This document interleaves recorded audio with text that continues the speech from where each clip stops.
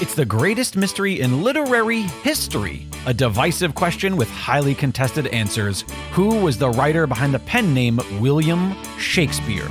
Welcome to Don't Quill the Messenger.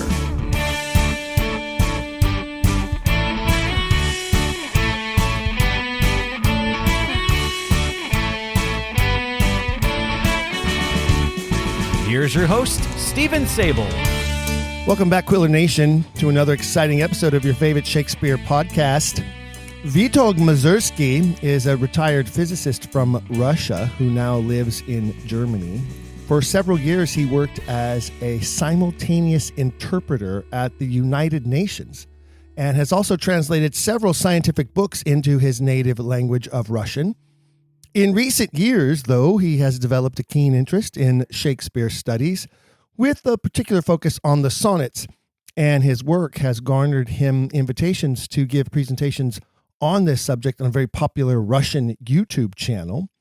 He has several published essays on the subject of Shakespeare, the sonnets, and the authorship mystery, including one we are going to speak about today titled William Shakespeare, The Making of a Myth. Vit, welcome to Don't Quill the Messenger. Yeah, hi. Great to have you. Thank you for coming to us all the way from Germany. Can you quickly, before we dive into your work, why do you live in Germany? How did you come to live in Germany as a Russian native? It simply so happened because with the United Nations, I was moved to work in Bonn, in Germany, on climate change. And here I stayed, and now I'm retired and enjoying my life. And Shakespeare, of course. Do you think your experience and history as a physicist has helped you with your Shakespeare studies, helped you sort of examine Shakespeare and the works of Shakespeare from a different perspective? I think a little bit, yes. But I was really struck by the fact that the approach of scholars who work on Shakespeare is very different from what I was used to in the so-called exact sciences. In exact sciences, they usually perform experiments, and they can easily check whether their opinions are correct or not. Whereas in Shakespeare studies and in literature in general, this approach doesn't work.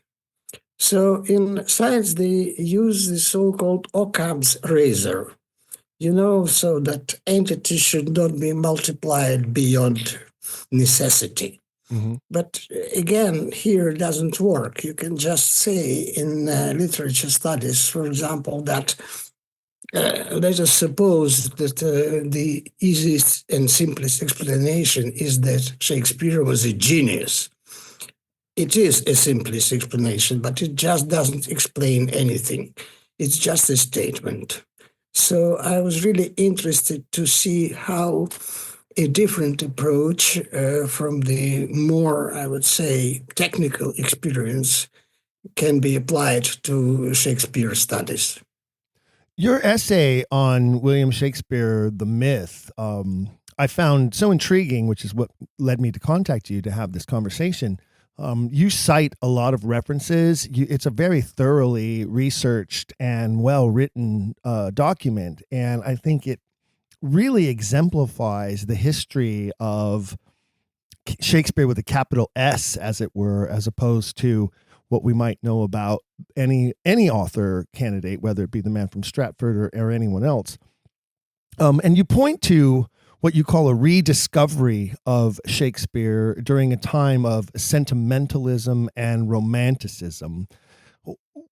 How did those two sort of eras of movement influence the creation of the Shakespeare that we so revere today?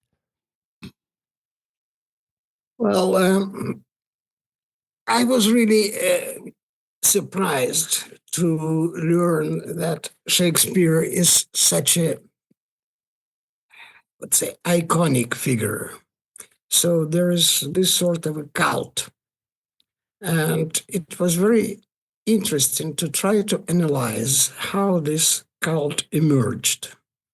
So I started to study a bit of history, and it just appeared so that there was a period when people needed something romantic.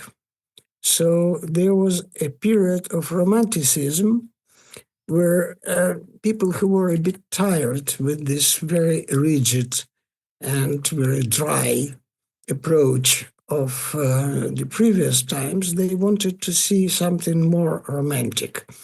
And Shakespeare plays and his works were very convenient for this purpose. And as you point out, this truly developed sometime around the late 18th century and early 19th centuries. This was not something that occurred during the time of the writings of Shakespeare. It didn't even occur in the first 100 years after the first folio was printed. It's really like 130, 140 years later when suddenly this phenomenon, I'll call it, starts to sort of generate, yeah? Yeah, that's true. And then they returned to England and they reinforced the philosophy of German idealism in a sort.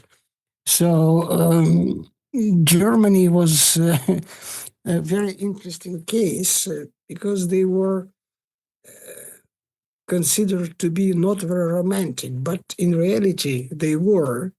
And they developed this sort of understanding of Shakespeare as a great romantic.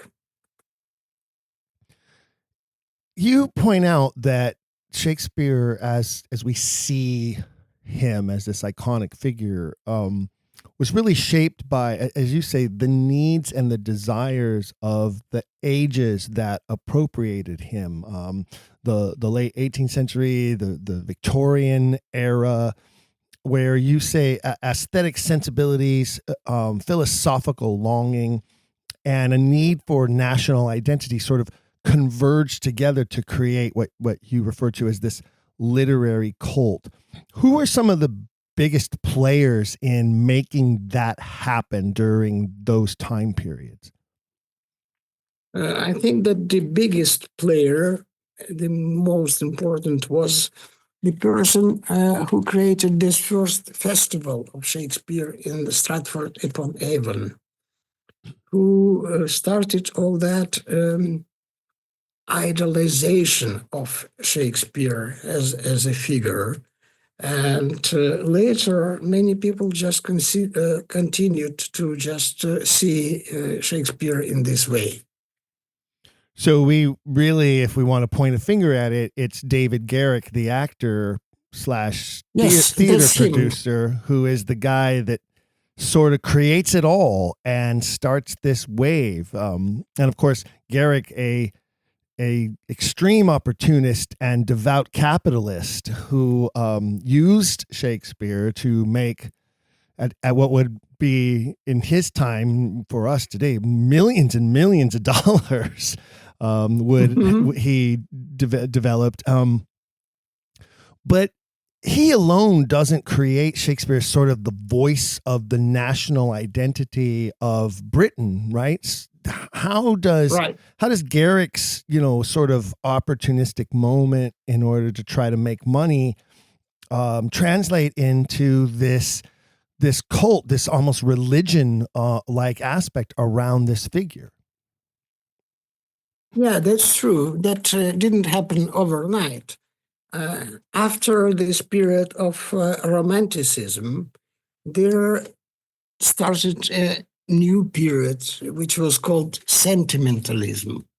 So that in that period, people slightly changed, or maybe sometimes people say radically changed their appreciation of Shakespeare. They started to see him as a person who was part of nature, who was describing some events which were literally like phenomena of nature. And this is one side. another side was that in England, if I understand correctly, there was a need to have some sort of a figure that would be important for the national identity. And in that period, Britain was developing very quickly. It was industrializing very quickly. Mm-hmm. Factories started to push people from villages to cities. And also people, many people, lost their religious belief. So there was a need to somehow to fill this void, to have somebody who would be cherished, who could be seen as a national symbol. That's a really interesting observation about that, I think. And I had a guest previously who talked about when England broke away from the Catholic Church and formed the Church of England under Henry VIII. He talked about how that in itself was a very capitalist action, because Henry and a lot of the noblemen of his time absorbed all of the monasteries and church lands and made a bank of money, like a ton of money. And that it sort of turned England, it turned, the British Empire into more of an empirical influence in the world. And then you say, as industrialization starts to occur, we break even further away from the spiritual and more into, the whole worship of money and industry. It's a post-Enlightenment era, as it were, embracing science. And but here this artist, this literary figure, sort of rises to the forefront and becomes this new religion. It's a really interesting moment in history and an interesting phenomenon, isn't it? Yeah, it is very interesting. That's correct. If I may add just a bit of personal recollections. I was born in the Soviet Union almost 75 years ago. So I didn't see the cult of Stalin, but I could see its consequences. And I later learned how actually this cult was created. And there are many parallels between the creation of the cult of Stalin and of Shakespeare. Naturally, they cannot be compared because of the horrible consequences of Stalin's regime, but the mechanism of just finding some person, was like a god. Mm-hmm. He was godlike. He was worshipped by everybody. And he was believed to be just the person whose every word was true. Somehow it resembles what happened deliberately by many people in Britain. Well, there are other people besides Garrett who sort of glammed on to the concept, right? I mean, we see stuff like, heaps of praise from later writers like Wordsworth and Coleridge and others who sort of keep fueling this idolization of the Shakespeare, the character, as it were. But you also mentioned a moment ago that Germany played a huge role in this. And I'd like you, if you could, explain a little more as to how the Germans helped propagate this and why that became part of like a phase of this development. I will try. Okay. As I said, Germans were at that period. There were many German writers like Goethe, for example, mm-hmm. who were very keen on Romanticism. They tried to be seen as, or they proclaimed that they were romantic inside. Their writings were very romantic. And somehow it caught. So many people liked it, and they continued to develop the same line. So this romanticism sort of creates Shakespeare the superhero, as it were, right? He becomes sort of this iconic superhero to be looked up to strive to emulate in writing and in capturing of the human soul, sort of a demigod of sorts, right? Is kind of the issue there. And yeah, that's correct. So they saw him as a person who expressed the feelings, not just thoughts, but very deep feelings. So, and that's what they liked.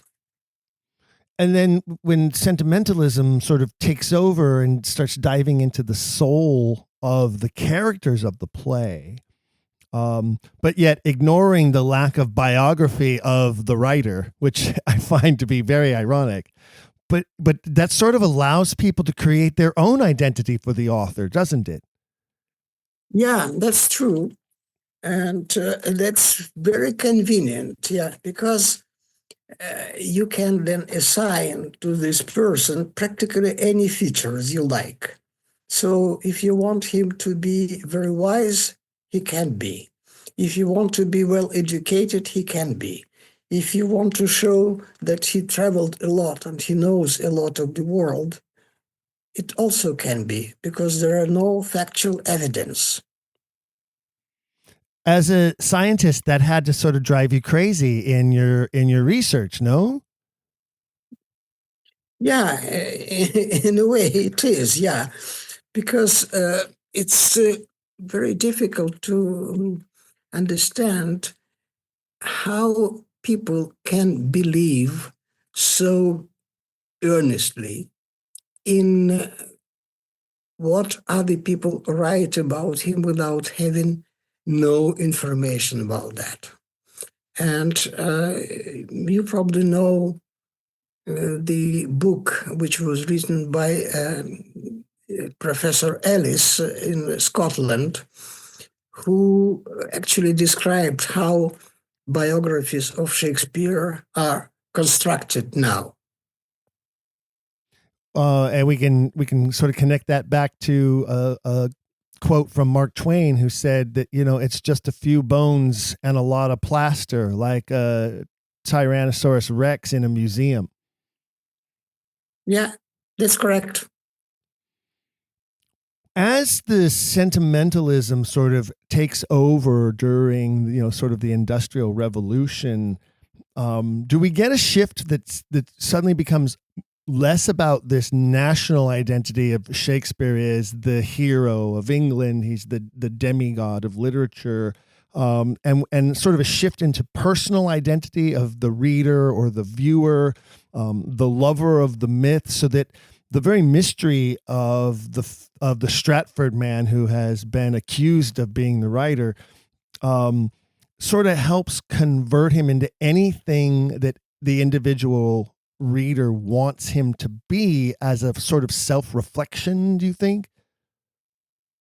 Yeah, that very much so, because sentimentalists, they saw in Shakespeare's works mostly their own souls. They were trying to search for their own souls. And that's what sentimentalism is, in fact, about. So that it's mostly about finding yourself in the outer world. So Shakespeare suddenly becomes like the very model of genius and artistic expression. But do you feel that part of that is sort of based in the mystery surrounding what we don't know of him, which makes him appear as sort of this miracle genius, almost like a Christ figure who, is born of miracle and who is infallible in all that he does. And suddenly people are asked to look into the works of Shakespeare and see themselves and perhaps even fall into the trap of believing that we are all potential Shakespeares. Any one of us could be just as special, just as lucky to have been born a magical genius of artistic expression, almost like, he is in all of us, like a piece of God in your soul. Yeah. Yeah, that's very true. That's actually what I think many people believe it to be. So that when they read it, they sort of worship the person who wrote it. They get together and they read aloud sometimes their plays. So they create like a small circle of very specially devoted people who can just do anything for Shakespeare and to be part of his plays. And just sorry. Oh, who's that? That's me. Hello. Yeah, I'm back. I'm back. Okay. Was Sorry, that your wife? Yeah, that was my wife. Yeah, that was just a phone call. Unexpected. Sorry. That's okay. So when we look at sort of it's very juxtaposed, isn't it? The juxtaposition is very interesting to me, because on the one hand we have this demigod character that is this unexplainable genius, like a drop from heaven fallen to the earth to be here to enlighten us on the intricacies of the human soul. But on the other hand, you have this extreme materialization and commercialization of him from beginning in the middle of the 18th century with Garrett, and then moving on into the church monument at Trinity Church in Stratford. Stratford becoming sort of this amusement park, or even if connected to the demigod, pilgrimages to the holy place of Shakespeare. The statue in Westminster also is erected in the late 18th century. And suddenly Shakespeare is getting this reverence, this homage, this grand funeral, as it were, that nobody cared to give him at the time of his death, or even thought about for almost 150 years after he died. Yeah, nobody knew him that well during that time. He was mostly known through his writings, through his plays. Naturally, the Great Folio of 1623 made him very popular in some circles, because that was a very good volume collection of all his plays. But beyond that, he was not very well known. Like his sonnets, for example, they were not even commented upon when they were published. And the second edition of the sonnets were only published after something like 140 years after the first publication. So, but the plays, they remained in place, but they still were not very, very popular at that time. And they continued to be played. But then deliberately, several people somehow decided he is to be a genius. So some of the reasons why they decided to do that is not very clear to me, at least, but they were really eager to make him sort of like a godlike figure.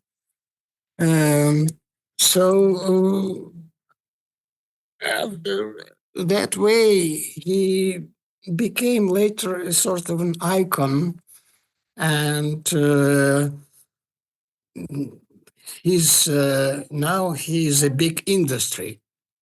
Well, yeah. So, this big theatrical display of reverence that occurs, from say 1748, 49, all the way through to the end of the 18th century. In that 50 years between, let's say, 1750 and 1800, this huge display of reverence is happening, and there's money to be made and money being made. And by the time we hit the early 19th century, we see it really explode. You have the ability to mass produce commercial goods, and suddenly he becomes, he's like the first. Today in our country, you can find Marilyn Monroe on just about anything in the world, any type of object or product you can imagine. But Shakespeare sort of started all of that. Commercial goods were spreading, iconography, galleries of character portraits of the plays, etchings, plates and bowls and kitchenware for the quote unquote modern home of the early 19th century. Like, it really takes off. It really goes crazy. That's true. And it even influenced, the United States. You probably know that much better than me. But I think you know about this Astor riot, right? Mm-hmm. So that shows how strong was the influence of Shakespeare plays even on normal, ordinary people. So how they perceived him as their own property. And if they saw that it was performed not the way that they liked or they wanted to be, so they even killed each other. Like then in New York in 46. Well, when you have this, sort of character, at a time where homes now have a picture of Jesus on the wall and pictures of Shakespeare. I mean, it's astounding to me. I'm not old enough to remember, but my mother would tell me, during the 60s, when John F. Kennedy was elected president, like, everybody had a picture of Jesus and a picture of John F. Kennedy hanging in their homes. And so, he became this very iconic president, and especially then, after his assassination, that just, made it even more of a bigger presence. But it is kind of crazy to me to think that, and especially for those who are worshipers at the cult of Shakespeare, who believe him to be this, demigod of genius, who sort of want to deny this strange history and deny the fact that, or maybe they don't deny it. Maybe they're just secretly part of the money-making machine and they don't want to admit it. Maybe that's what's really happening. Maybe.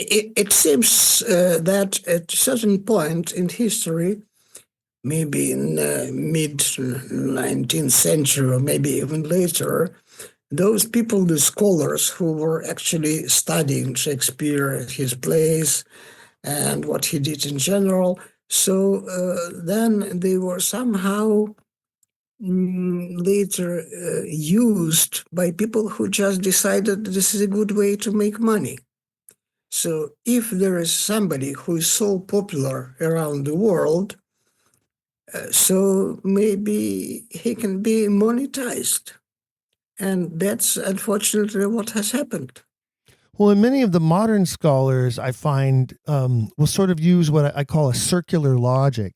Because you'll ask them, well, we don't have any real history of this guy. There's not a lot. There are so many gaps, so many holes. So how do we know for sure he was the writer known as Shakespeare? And they'll always respond, well, his names are on the plays. Well, but is that really his name? We'll ask. Well, yeah, because spelling wasn't uniform yet. Well, how come he couldn't spell his own name consistently? Well, spelling wasn't uniform yet. Yeah, but when we look at the folio, he spells a lot of other words consistently. Like, well, that's because the printers made the corrections. Like, they use this like circular logic of he existed and he's the writer because his names are on the plays, period. And I just don't find that to be very rational or compelling. From a scientific standpoint, does that feel correct to you? No, certainly it doesn't. I fully agree with you. So that they just say that it is the fact, it is what we believe in, so that's it. So if you don't agree, provide us with some documented evidence. But what documented evidence can be provided after 400 years? And the scholars who claim that, they cannot provide that evidence either. But they inevitably demand that evidence from everybody else. That's a great point. Well, you don't have evidence to prove it. We don't need evidence to prove it because we believe it. Well, that's a lot Correct. of faith. That's very, that's faith driven, isn't it? That then again, it does circle back to your analysis that this is, a myth and the cult of a myth. I think that to some degree, we can also sort of point at the fact that there's no real history of portraiture of him. We have the Droschut engraving in the folio, and that's it. And then suddenly, throughout the 18th and early 19th century, at the same time, like I say, when everybody suddenly has pictures, quote unquote, pictures of Shakespeare on plates and cups and bowls and punch serving utensils, and I mean it's kind of crazy, tea sets and everything. There on these items are these images that we truly don't have any clue are actually a depiction of the man from Stratford, or anyone for that matter, because artists sort of start depicting him how they see him, how they want. It's almost like the many different depictions of again, I go back to, Christ. There's these depictions of, or, go even further back, depictions of Zeus. Does Zeus have a lightning bolt? Does he have a long beard? Does he have a short beard? Is he musculature? Does he wear a robe? Like it, what I mean? We suddenly start getting all these different versions of Shakespeare that are whatever the artist decides they want him to look like. Exactly. And that's why he's so convenient. I mean, Shakespeare is so convenient because we don't know how he looked. We don't know how he lived. So it is very convenient then to invent everything that you like and claim then that this is true. And somebody who doesn't agree or doesn't believe in it, so then he becomes just an outcast. He becomes some on the margins, and he can be easily ignored by those who believe in this person. At some point in history, the artists really take it to another level when they start depicting him in poses and positions that were at a time reserved only for the depiction of saints and martyrs. And he even starts to appear in stained glass windows, which I think is another thing that's just insane to me, right? Like, I mean, it really is like church-like, isn't it? It is. It certainly is a church, or people don't like whether it's called a sect, but it has all the features of some very special, specific sect, or a cult, which is a bit softer than sect. But still, it is so. There are people who preach, who just believe in it, and who force everybody else to share their beliefs. Do you think that, so we talked a little bit about, and you point out in your work a little bit about the Industrial Revolution, and we've talked about how, mass manufacturing of goods plays a part in this, but do you think that also that period in time where where vast changes are occurring, and as you mentioned, people are moving from rural towns into cities because that's where the work is and there's money to be made there, and science and technology is rapidly changing, and that can be unsettling to people. Do you think that it sort of served as this double layer, as it were, of people suddenly feeling that Shakespeare provides a connection to a simpler time, a form of stability, or something to lean upon during these tumultuous times of change? I think, yes, that in many respects he did. Shakespeare's plays described some events which happened a long time ago, but many people saw parallels between what happened earlier and what they see now. And they thought they could see what can be even in the future by reading these plays and trying to figure out how the future can look like if you look deeper into the plays that were written by the person whom they called Shakespeare. What do you think has maintained it in this day and age where we have, the World Wide Web and internet connection and artificial intelligence? Like how is it that this phenomenon, this mythology, at a time where so many people have denounced other religions of the world or religion as a whole as being, something that led to, imperialism and colonialism in the name of God and a higher power. How do you believe? How do you feel like?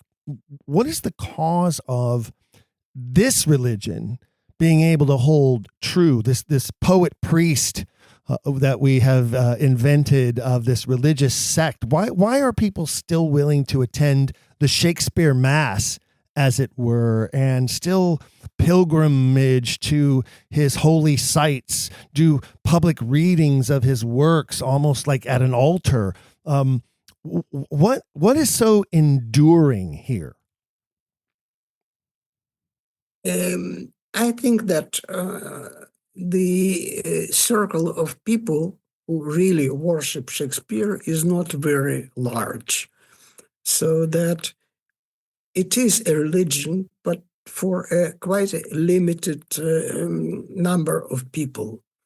And because it is not that universal, so it can be somehow maintained for much longer than other religions or sects that just disappear or reappear or become stronger or weaker. But this is a very tight circle of people who actually get together using their own demigod, their own symbol. Whereas in other places, those symbols are much more vulnerable.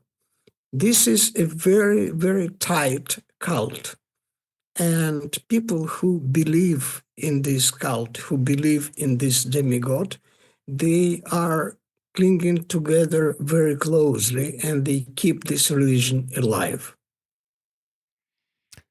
Well, and I'd say one of the grand poobahs, the grand wizard high priest of the cult is James Shapiro, who you point out in your essay. Even he has had to note, and this is a direct quote, the gaps in Shakespeare's biography became invitations to imagine him in whatever form a given era needed. And I would argue that that includes this current era where people like Shapiro need Shakespeare to be what he is, what he has become, to remain this myth, because he himself is collecting the alms at the altar whenever he can off of this money-making machine that David Garrett started in 1749, but I could be wrong on the date, but right around that time. Yeah, and this machine is running very fast. If I understand it correctly, and I don't follow very closely all the business, but it seems that maybe a couple of biographies of Shakespeare appear practically every year. So they now start, like Shapiro did, for example, they start even dividing the life of Shakespeare into certain periods, like a year, for example. Just take 1 year and you describe what was going on in that country, in that period, in that city, in that period, what people were doing, what they were thinking, how they behaved. And from time to time, you add that this could be happening next to Shakespeare, or this could be what Shakespeare would experience. So, because now it seems to me so that the whole period of the life of Shakespeare is already invented in very much detail. So now they go even deeper, even further, and just divide description of his life into certain years, this year, that year, and then we can write whatever you feel he was doing at that period of time. I want to shift gears a little bit into your work on the sonnets because you have another really interesting and compelling essay about the sonnets and the poem A Lover's Complaint. And for the listeners, the title of that piece, folks, is A Lover's Complaint, The Key to Shakespeare's Sonnets, ? And you immediately open up with quotes from the late 19th century, Brown and Butler, respectively, talking about how difficult it is to really interpret the sonnets as a scholar. And then you go on to explain sort of your interpretation based on your research. And rely a lot on a scholar by the name of J.W. McHale. Can you sort of summarize for us what drew you into that particular poem, Lover's Complaint, which is often forgotten and minimalized by Shakespeare scholars or even pushed aside by some because it's so inconvenient to their narrative? I will try to be very brief. So I think, at least what my research showed, so that this poem is probably written by Lady Mary Roth. And in this poem, she described her difficult relationship with her niece and her lover, William Herbert, the son of Mary Sidney Herbert. And I found that there are very many parallels between the life of William Herbert and the events that were described in this poem. Actually, so that the authorship of this poem was disputed not only by me, but even by such a respectable scholar like Brian Vickers, who wrote a book showing that it is possible that this poem was written not by Shakespeare, but by some other not very well-known second-rate author. Well, it wouldn't be unique to have certain works ascribed to the name William Shakespeare over the ages. There have been plenty that have either been cast into doubt or outright debunked. Again, people trying to use the name and the icon as a way to capitalize and make money. But this particular poem sort of predates a lot of those options. And it is sort of a strange poem that, pops up, at the end of the sonnets in certain, published versions of the sonnets. But you say that it is the key to understanding the sonnets. And I'm wondering if you could help me understand that. What I mean by key is that the events that are described in the sonnets actually mirror what has been written in this poem by Mary Roth. So that the sonnets, in my view, describe the relationship between Mary Sidney Herbert and her son, William Herbert. And in very many respects, those events and those relationships between the mother and the son were described also in the poem Lover's Complaint, because the poem was written, I believe, by Lady Mary Roth, as I said, and she described her relationship with William Herbert. That whole family is such an enigma when it comes to the name William Shakespeare. When we look at, obviously, Philip Sidney being sort of a rival poet of the day, of Shakespeare's day, we look at Mary Sidney, who also is a writer, we know. Then you look at, as you say, Lady Mary Roth, who is the goddaughter and I think niece of Mary Sidney. Certainly there's a relationship, a family relation there. And then you've got the two Herbert brothers, who the first folio is dedicated to. I recently had a guest who talked about the poetry of George Herbert, who is like a nephew of the Herbert brothers. That's a very literary family that just continues to swirl around the Shakespeare canon, doesn't it? Yeah, it is a very closed circle. And Mary Sidney, for example, she worshipped her brother Philip. And starting from that, she continued his legacy. I believe that the sonnets, as I said, were written mostly sonnets published in 1609, were most probably written by Mary Sidney. Not all of them, but certainly the first part, which is from number 1 to 126, which usually are called addressed to fair youth. So it seems so that those sonnets, they describe how she first wanted him to marry, how she wanted to have children, how she wanted to continue their legacy of the whole Sidney family. And later it developed into a very difficult, tenuous relationship between her and her son.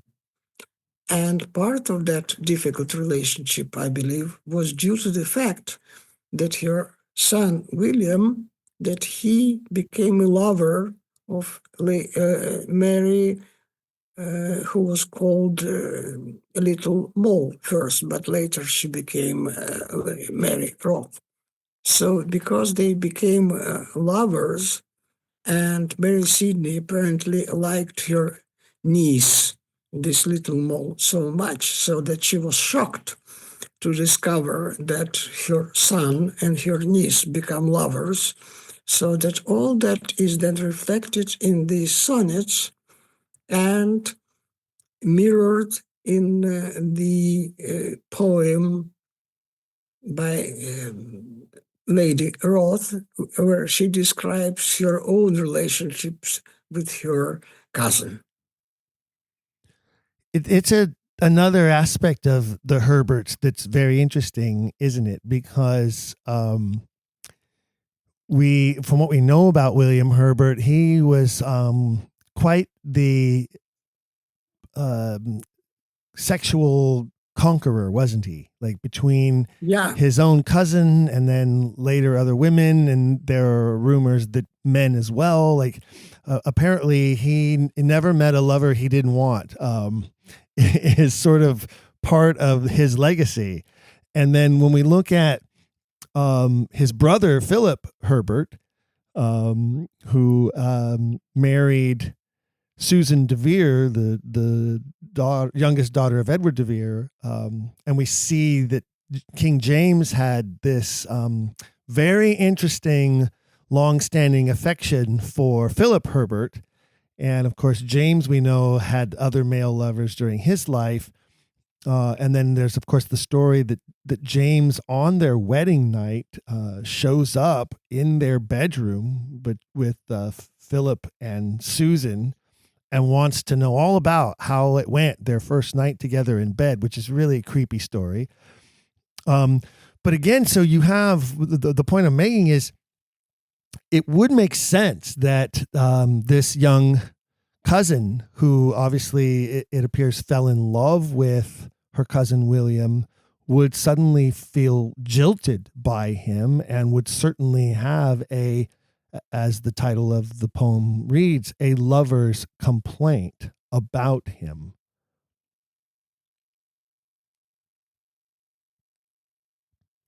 The poem really describes a very attractive brown-haired man, doesn't it? Yeah, it does. Yeah, the description that is given in this in the poem, "A Lover's Complaint," looks very much like the portrait of William Herbert.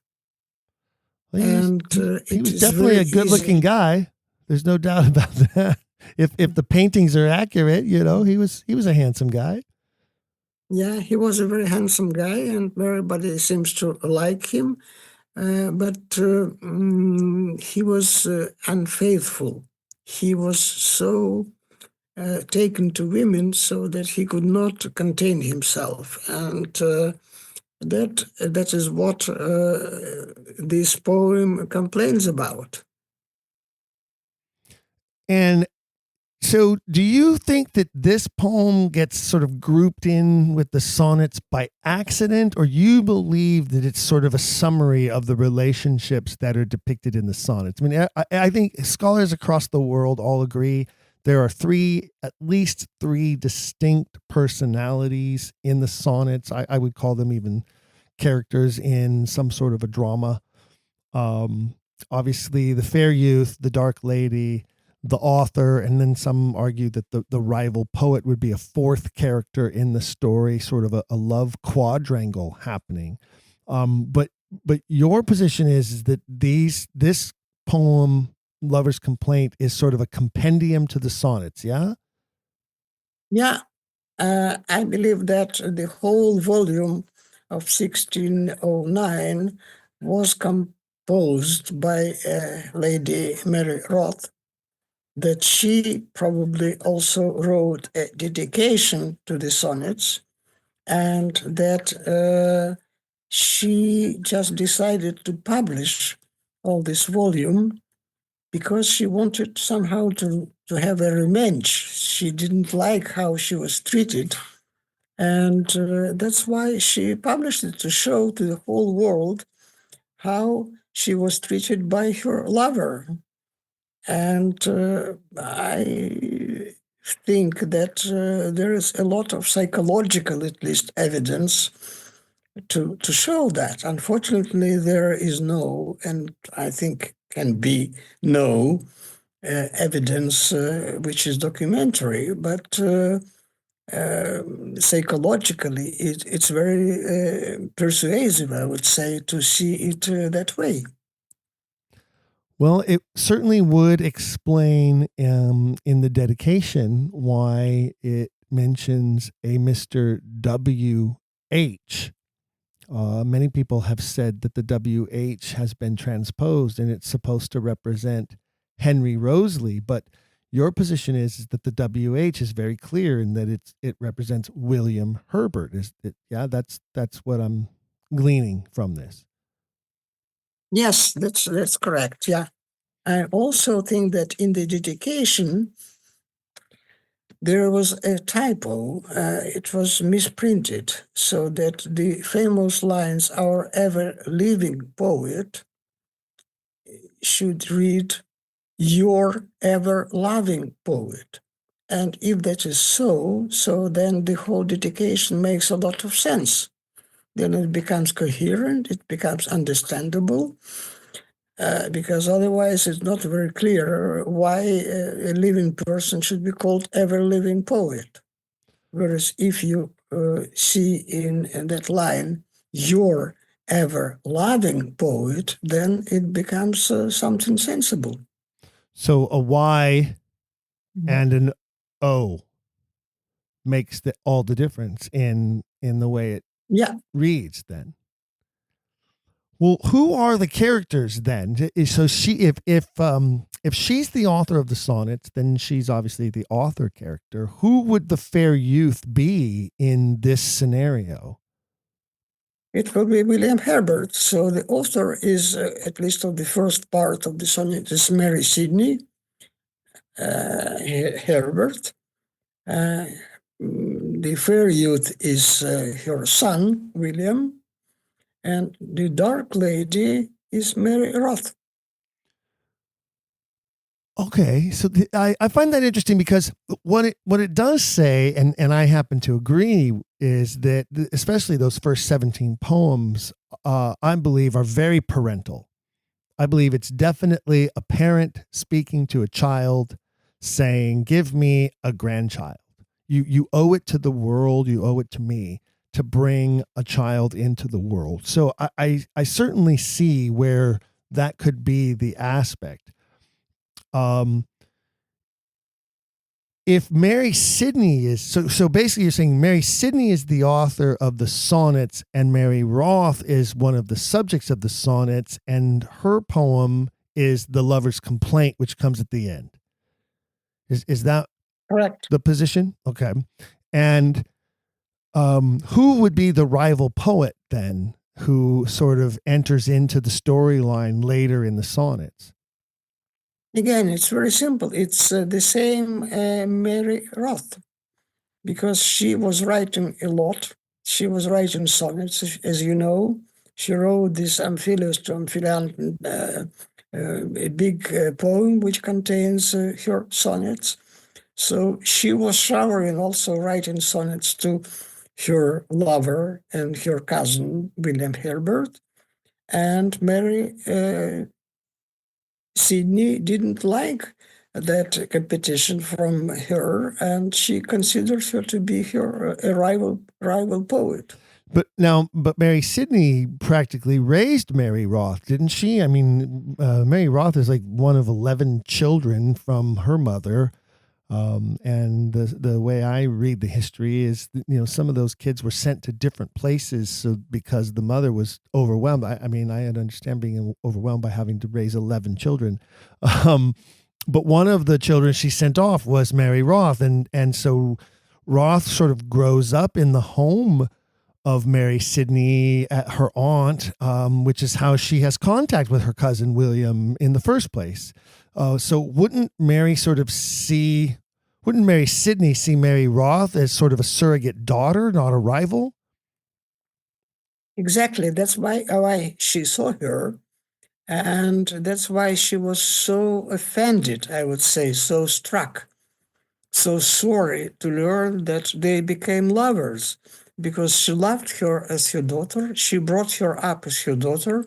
And then suddenly she saw that they both betrayed her, so that they became lovers. And she could do nothing about that. There's a lot of incestual relationships going on in Elizabethan and Jacobean England. Yeah, but at that time, if I remember it correctly, the marriages between cousins were allowed. Mm-hmm, mm-hmm. Yeah, well, I don't think that they looked at it the same way as we look at it, and they certainly didn't look at sexuality the same way we do. In fact, they didn't really, nobody was, the word gay never became associated with homosexual any time in that time period. And certainly the word homosexual wasn't even really a common word, if at all, used during those two eras. They certainly didn't understand or wouldn't ever have used the word bisexual or even refer to someone as heterosexual if they were indeed strictly heterosexual. I think they did. I don't think they saw it that way. I think they sort of had a very Roman mentality about sexuality, in that you were either the dominant lover or the passive lover, and it didn't matter what your gender was or who the object of your affection was. Would you agree that that's sort of fluid there? I would agree, but I'm not sure that I know a lot about the sexual relationship at the time, and I don't think that many people know that. But what I can only say that if we consider the authorship of the sonnets in such a way so that Mary Sidney wrote many of them, then the notion that Shakespeare was gay and he wrote all those sonnets and their love sonnets becomes very, I would say, questionable. Yeah, I think I have to agree with you on that. Whether or not we agree that Mary Sidney is the author of the sonnets, I certainly agree that there's no real, I don't see anywhere in the sonnets any evidence of a homosexual relationship being depicted. I see, as you have pointed out and others have pointed out, that there's very much a parental love. There's definitely a rivalry that's going on. It certainly would make sense to interpret them the way that you have, that this is a mother who loves her son and who has now found that there is a rival for that love, who is a woman that she does not accept and does not approve of. That's a very age-old tale, the mother who doesn't like the girlfriend, right? But in this case, it's not just that. It's a surrogate daughter who she feels has betrayed her because she's raising them as, sort of surrogate siblings, and they end up crossing the line into a relationship that she doesn't approve of. I think that certainly makes a lot more sense than the idea that William Shakespeare of Stratford was having a homosexual love affair with Henry Roseley of Earl of Southampton, and they were keeping it a big secret, and that's why the sonnets were written, and that's why the first two dedicatory poems are dedicated to the Earl of Southampton. I think that's just one of the craziest of all the stories I've ever heard. I agree. May I ask you a question? I understand you're an Oxfordian, yes. right? Mm-hmm. And how then Oxfordian hypothesis then relates sonnets to him? Well, I would say that there are two camps, and that has been a source of conflict and contention for more than 100 years now. The two Oxfordian camps. There is the Oxfordian camp who substitutes Oxford for Will of Stratford and maintains and holds on to the homosexual love affair position, that the Earl of Oxford was having an affair with the Earl of Southampton, and the procreation poem, the procreation sonnets are all about you should have a child because your beauty needs to continue. That the Dark Lady is a rival for his love, and that the rival poet is a separate poet who comes along and writes flowery stuff about Southampton and pulls his attention. So there's one camp. And again, as I say, I don't see anything about the sonnets being homoerotic at all. And so I dismiss that thesis outright. I think that it's foolish. And what I find is people who subscribe to that thought tend to have a dog in the fight. Either they themselves live an alternative lifestyle, or there's something that they personally want to find in that connection. The other camp is the camp that I subscribe to, which is that the sonnets are written by the Earl of Oxford to the Earl of Southampton, who is his son, and that they are parental. It is a father to son. The Dark Lady is the queen, who has thrown Southampton into prison over the Essex Rebellion and has the power of his life in her hand. And I believe that some of the sonnets are begging for his life to be spared. And near the end, I believe they depict that a deal has been struck, that he will remain in prison until after her death so he can no longer be a threat. And then, of course, immediately after James ascends the throne, the Earl of Southampton is immediately released from prison. In fact, it's the first thing James does as the new sovereign king is release the Earl of Southampton from the Tower. And I believe that was part of a deal that was struck between the Earl of Oxford and Robert Cecil, who obviously becomes, for all intents and purposes, Secretary of State as a best example. So that's the position that I hold. And I believe that position is taking a firmer root among those in the Oxfordian camp, and particularly those who are doubters of the orthodox position of Shakespeare authorship.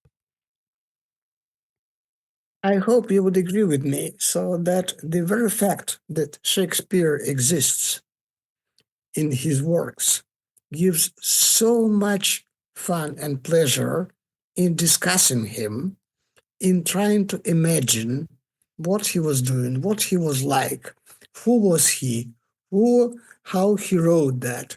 And all that probably is the best explanation for why people have this cult of Shakespeare. It certainly is, and we make no bones about it here on this program. It is the greatest literary mystery of all time. It may be the greatest mystery of all time. I think that history has proven that as human beings, we love a good mystery. We seek to solve puzzles. Some people do word searches. Some people do crossword puzzles. There's something about the human mind that it wants to puzzle solve. It wants to find truth or answers where there are major questions. I think the difference between the two camps of Shakespeare authorship become those who want to ask the questions and those who do not. And I would say that, the James Shapiros of the world, the Jonathan Bates of the world, they don't want to ask the questions because those questions are too inconvenient to them. Because as you have said, and as even Shapiro has admitted, it is so convenient for them to make up their own Shakespeare because that's the best way for them to make money off of the name. And I feel that that's dishonest. It's disingenuous. It certainly isn't intellectually honest. And from your position as a former scientist, I think you see it that it's certainly not scientifically honest in any way whatsoever. I agree. Well, I want to thank you, Vit, for sharing your work with us. Even though, yes, I am a admitted, confirmed Oxfordian, it's my role, I feel, as the host of this series to entertain all theories and all ideas, because each one leads, I believe, to more nuggets of truth. And at the very minimum, it at least continues to confirm that the mythology, what we first started talking about, is indeed that. It is a myth that was invented and created by those who had an interest in doing so. And I think that whether I agree that Mary Sidney is the author of the sonnets, and that Mary Roth is the dark lady, and William Herbert the fair youth caught in the middle, what I do believe is that your thesis and my thesis are much stronger than the one that has been sort of foisted upon the public for the last 250 years. And I say 250 years because, as we pointed out, it really started around the middle of the 18th century and not the 16th century when the works were being written. Yeah. And I wish us both a lot of luck. You too. And I hope you will continue in your research, and I hope you will continue to write your essays. Fellow Quillers, though, and this is something that I always love about my foreign guests, particularly Vit, is, you know, your mother tongue is Russian. You are obviously you have mastered the English language. I'm assuming living in Germany, you must also speak fluent German. A little bit, yes. Probably better than you'll admit. And that's another thing I find about my foreign guests, who are always very humble about their ability to speak other languages. But I always feel that those who come from a different cultural background, you know, as you mentioned, you know, growing up, not during the rise of Stalin, but certainly in the shadow of Stalinism, has given you a different perspective on the world and on the works of Shakespeare. And certainly being able to think and see in multiple languages the way I believe the author of the works was able to do. Whether or not you believe it's Mary Sidney, it's the Earl of Oxford, it's Francis Bacon, all of these candidates have something in common that William of Stratford did not have, which is they all would have been not only expected, but required to learn multiple languages of Europe and become fluent in them. And so that, I think, in itself is another giant clue that authorship has to rest with someone who spoke multiple languages, and could read in Latin and in French and in Italian. I think is very evident, and so I love it when I have a guest like you, who I know, can see and think in different languages. And so I hope you will continue your work, because what I'm driving at is your writing is also very eloquent and highly informative. You cite your references clearly. It really is solid scholarship, and I expect that from former scientists. So thank you for the work you're doing, and I hope you'll continue. I want to tell the listeners, Thank you. If they want to find your work, I recommend that you visit a site called academia.edu. They are not a sponsor of the program, but I wish they were. But I recommend going there. You can get a lot of free downloads there. There are also subscriber options, but you can find Vit's work there. And it is, I'm going to spell it out for you all. It is Vitolg Mazhursky. It's Vitolg Mazhursky, Mazhursky.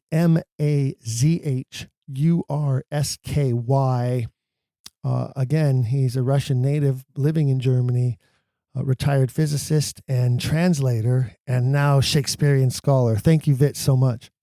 Thank you. Hey, with all of the Stratford iconography and Droschett image products out there that have helped propagate the Shakespeare mythology, don't you think we should be flooding the landscape with more images of Edward de Vere and Quiller products? Imagine how much money how much money his family estate would be worth if he had been able to copyright that silly bald-headed image. Well, don't support the weird bald man with the crooked eyes and backward doublet anymore. Instead, pop on over to the Quiller Swag Shop and get yourself something Quiller related. No, we don't make any big profit off of our merchandise. It's really just a pass-through online store. But the entire goal of the products is to get those images out there. Whenever you wear a Quiller t-shirt, show your Quiller phone case, or drink from your Quiller coffee cup, you might be helping to spread the message by sparking a conversation, or at least inspiring perhaps a few questions. Christmas is just around the corner. If you've been struggling with gift ideas, why not give the Quiller Swag Store a try? Wow, that's a tough one. Quiller Swag Store. Maybe if orders go up, we can convince producer Jake to create a few new items for season 8. Wow, season 8. By the end of this month, we will have surpassed Family Ties, The Golden Girls, Star Trek Voyager, The West Wing, Fantasy Island, Hill Street Blues, Mary Tyler Moore, and even Buffy the Vampire Slayer. all of which only lasted for 7 seasons. We can strive to compete with the likes of Three's Company, Home Improvement, House, and Bewitched. With your help, we can continue on to challenge the rankings of Seinfeld, Little House on the Prairie, Touched by an Angel, Dynasty, and of course, one of our favorites, The Love Boat. Who knows, maybe we can even reach the longevity and fame of Law and Order, Grey's Anatomy, ER, Cheers, or Dun Dun Dun Dun Dun Dun Dun Bonanza. You can help make it happen by visiting our Patreon page and becoming a patron of the show. Don't forget that if you subscribe at the Serial Quiller level or above, you unlock the growing library of bonus feature episodes. There are more than 100 hours of additional inquiring edutainment there, including movie watch-alongs, deep dives into some of the darkest corners of our mystery, and audio performances such as my recent dramatic readings of the complete 154 sonnets. And also, most recently, my takedown of the new movie Hamnet. If you haven't listened to that one, I think you will enjoy it. By the way, when you listen to the sonnets, I encourage you to listen with the ear of attempting to hear multiple voices within the sonnet story to determine if you can discern which characters in the story are the focus of each sonnet and its message. Every little bit helps. So if you can't subscribe at the Serial Quiller level or above, any little bit helps. And we do want to thank every one of you loyal Quillers who have been and continue to be a part of the support behind this series. Thank you. Thank you. Thank you. You know, there's another potential gift for someone or yourself. Subscribe at the Serial Quiller level and unlock the bonus library. It's like a monthly cheesecake or wine subscription that they can access, except they can do it whenever they want to, all year long. And don't forget, you will then also qualify for our monthly drawing to select the Quiller of the Month, which producer Jake will do for us right now. Thanks, Stephen, and hello, Quillers. I once again get the pleasure to announce our December Quiller of the Month, our official holiday season Quiller of the Month. The winner of our monthly giveaway gets an item they're choosing from the shop.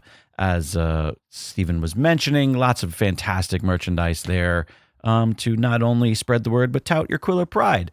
And of course, you get your name in the annals of history for all of time and space. We send every year, we send out all of that year's Quillers of the Month to space on like a little man-made rocket. I make them in my backyard. We send that out into space so that if aliens come across it, they're going to, 1, know that it wasn't the guy from Stratford upon Avon, but 2, that you were indeed a Quiller of the Month, because that is ultimately what is the most important thing. Okay, enough with this silly bit. It is time, our official Quiller of the Month for the month of December. I have all eligible names into our little random name generator, wheelofnames.com, and our December 2025 holiday Quiller of the Month, Patricia Carrelli. Patricia Carrelli.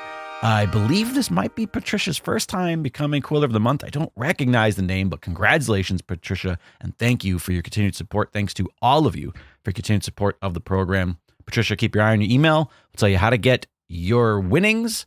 And I just want to say quickly on behalf of myself and Dragon Egg Radio, hope everybody has a fantastic holiday season. Back to you, Stephen. Thank you, Jake. I know your mastery over the Wheel of Destiny is a favorite part of the episode for some of our listeners. Congratulations to our December winner. And one last thing before we close, you can all be big winners Saturday, May 9th, 2026, when you join us in London for our Shakespeare and the Law Symposium at Gray's Inn. Yes, the famed and historic Gray's Inn, alma mater of Edward de Vere and countless other famous historical figures over the centuries, as well as the debut performance hall for many dramatic works, including The Comedy of Errors, a play filled with humor written expressly for students of the law. Make your plans to join us in London in May.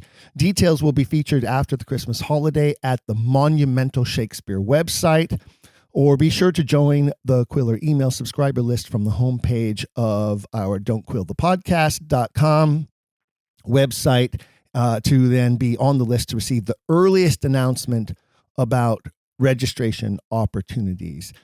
Details will include about the Friday night, May 8th cocktail reception, which will be held at a local pub near to Gray's Inn, and the full day symposium Saturday, May 9th in the Great Hall. There will be limited seating, so you should start making your initial plans to join us now. More information coming soon about this very exciting opportunity. Until then, fellow Quillers, have a Merry Christmas or a Happy Holiday if you by chance celebrate something else beside Christmas. And don't forget to keep asking questions. If you've enjoyed today's episode, please leave a rating and review in your podcast player. For even more, visit our website, don'tquillthepodcast.com.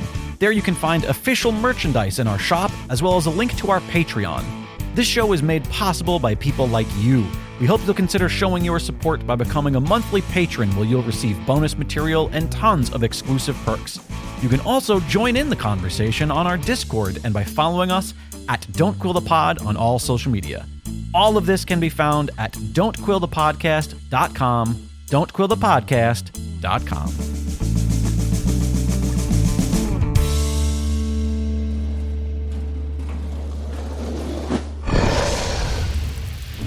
Dragon Wagon.